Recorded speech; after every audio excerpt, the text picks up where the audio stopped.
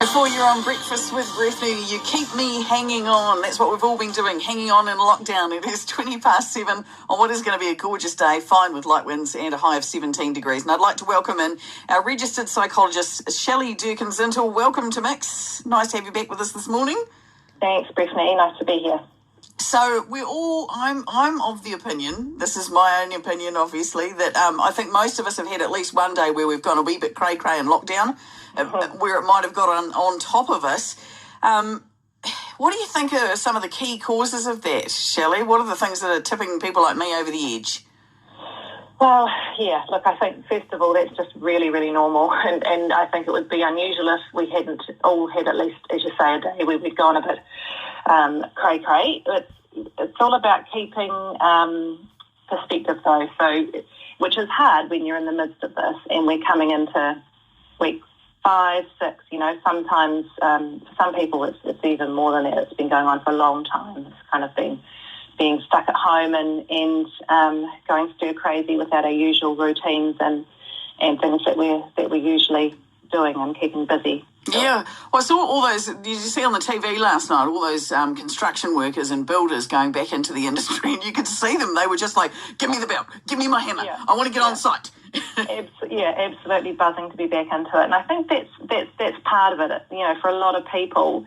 Your job, your occupation outside of the home is a really major source of your identity and your self-esteem. It's part of who you are. Yeah. And it gives you that sense of purpose to kind of go out to work and do your thing and then come home. So it's kind of been taken away from a lot of people during this time, I think. So, yeah, certainly be a lot of happy people returning to those routines. Well, also just that familiarity too. If you're the person that's normally going out to work and the other person's the one that's home with the kids, and suddenly that role swaps or is shared, Yeah, absolutely. So having to kind of renegotiate who does what around the home, because suddenly you're all around the home and you're all under each other's feet and doing different things, certainly has been an interesting time for a lot of people. And now as they're going back to work, there'll be another renegotiation of, well, what does that now look like? That we've tried something different and now we're going, do we go back to how, exactly how it used to be with our routines, or, do we sort of make a new normal as a family as well? Yeah, I like that idea of some of the,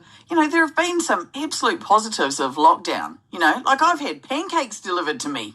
My gosh, I want that to continue outside of lockdown.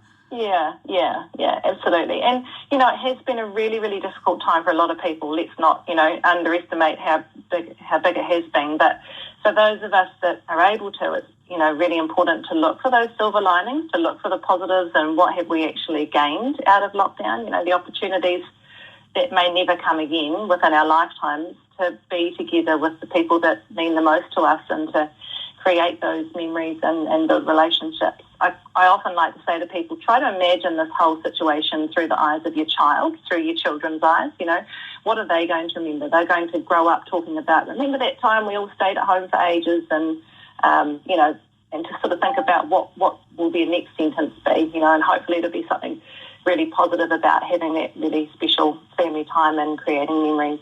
And also your neighbours. Like I know in our neighbourhood, this has created a whole different dynamic with how we relate to our neighbours and how much time we spend with them and how well we're actually getting to know them now. Yeah, and that's certainly been my experience too. Ironically, we know our neighbours a lot better now since there's been the social distancing. So hopefully that will continue. What about any advice, Shelley, for parents who are, worrying about their kids not getting the schooling they'd normally get?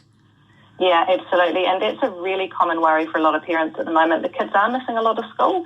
But again, it's about keeping perspective. And there's some really interesting research that came out following the Canterbury earthquakes that followed students' progress academically. And they found no evidence of poorer academic performance in the long term. So really? It's really interesting. So there's some mild, obviously, disruptions in the short term and readjusting back into the rhythm of learning, but in the long term there was no adverse outcomes. And in fact, some students actually did better, which is really interesting too. So it's, maybe that's because they went back to school and they just focused on, streamlining their approach to what they needed to learn to get over the academic line.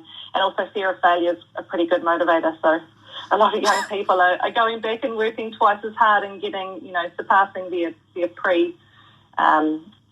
pre-event sort of performance, I guess. So hopefully that same thing will happen after lockdown. Yeah, I consider myself just to be a big kid, really. And this whole thing has, I'm sure that it's got my brain stimulated. It's unleashed a whole lot of creativity. Yeah. That I'm sure was there before, but did I just not have time to tap into it, Yeah, absolutely. And I think, and not just time, but also permission. Do you know what I mean? I think there's been a lot of emphasis on this is the time to try some new things and to do things that you normally wouldn't do. And we don't often give ourselves permission just to, do a jigsaw puzzle or read an extra book or, I don't know, learn 5 languages, whatever floats your boat. We're not usually given that permission. We're so busy in our usual lives. So it has been a good opportunity for that. Yes. I'd love to have you back to join us again, Shelley, because I'd like to get some advice on explaining to my neighbours why my blue recycling bin, the one with the bottles in it, is so full these days. So perhaps you'd come back and have another chat with us another time? Absolutely, I'd love to. This is our registered psychologist, Shelley Durkin Zintl. Thanks for joining us again on Mix. No worries, Ben. It is 7:26 on Nelson's Mix.